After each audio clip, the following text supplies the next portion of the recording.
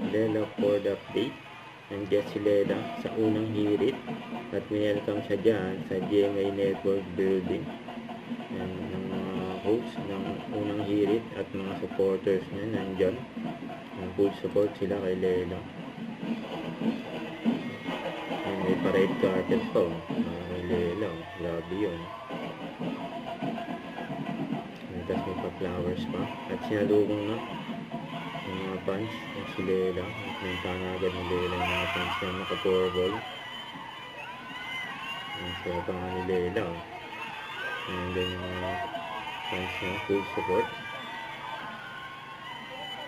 Kasi naman yung paglabas niya sa bahay ni Kuya. Biglang nag-boom. Ayan. Nagbigay ang pangalan ni Lela. Morning! Una kong kinain paglabas ng bahay ni Kuya is yung onion rings dun sa after party. Ang una ko pong message pagkatapos, paglabas po, is my dad. Unang housemate ko pong message ay I think nag-reply po ako nun kay Waku. Or sa pal po ata.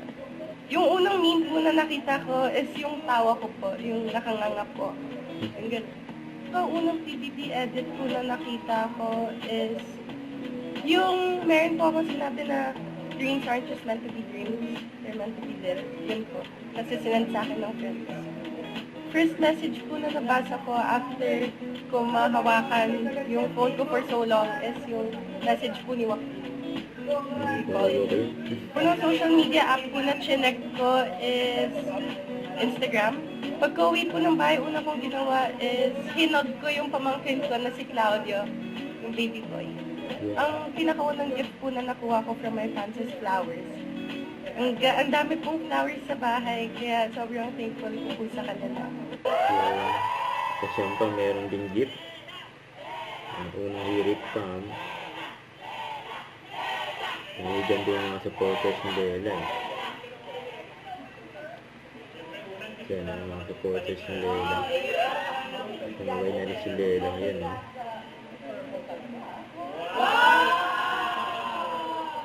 May TikTok din si Lela.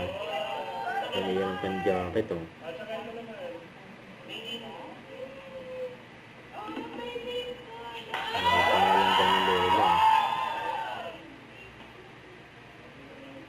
Siya pa.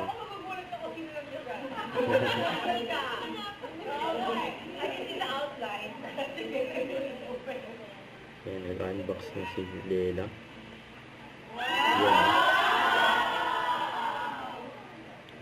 Cute.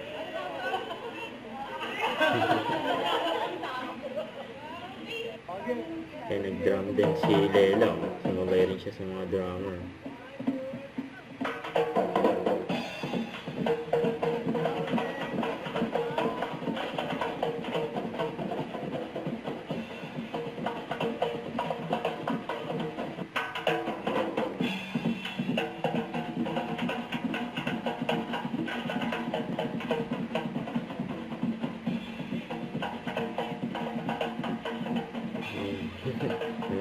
Grabe yan. Don't forget, subscribe, click the notification bell for my update. This is Quick Charlie Action Live. Stay tuned for more videos. See ya.